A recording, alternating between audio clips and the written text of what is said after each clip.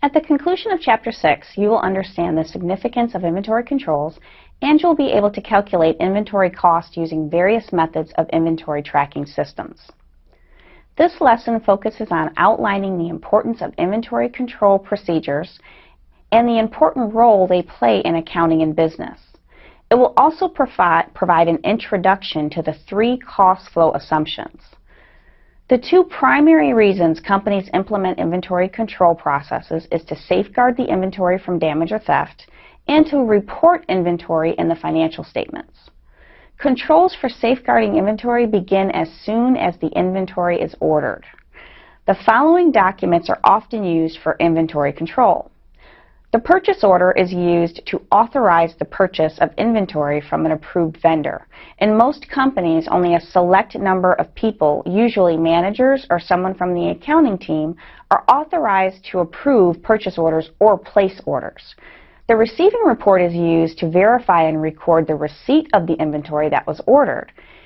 It's not uncommon for vendors to make mistakes with orders by sending the wrong items. It's also not uncommon for items to be damaged or placed on back order.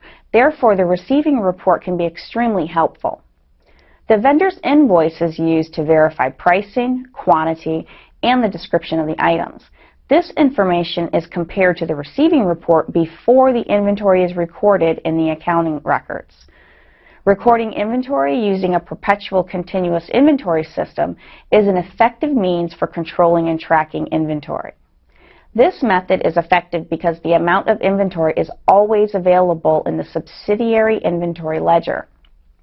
Security measures should also be implemented by companies to provide additional safeguards for inventory controls in an effort to prevent damage or theft. Some examples of security measures include storing inventory in restricted areas that only authorized employees can access, locking high-priced inventory in cabinets that very few people have access to, using two-way mirrors, cameras, security tags, and even security guards.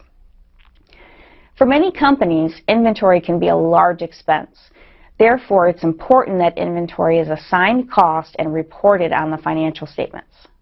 A physical inventory or count of inventory should be taken at least during year end to make sure that the quantity of inventory reported in the financial statement is accurate.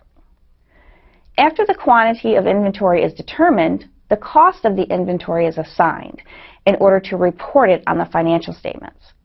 Most companies assign cost to inventory using one of 3 inventory cost flow assumptions.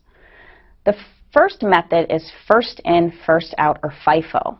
The cost assumption for FIFO is that the cost flows in the order in which the costs are incurred. Simply put, the first inventory items purchased are the first items sold or used to fill customer orders. The second method is last in, first out, or LIFO. The cost assumption for LIFO is that the cost flows in reverse or in which the costs are incurred. Simply put, the most recent inventory items purchased are the first items sold or used to fill the customer's orders. The third method is weighted average cost. The cost assumption for weighted average is that the cost flows are an average of the cost incurred. This concludes this lesson. We will review each of the 3 inventory cost methods in the remaining sessions.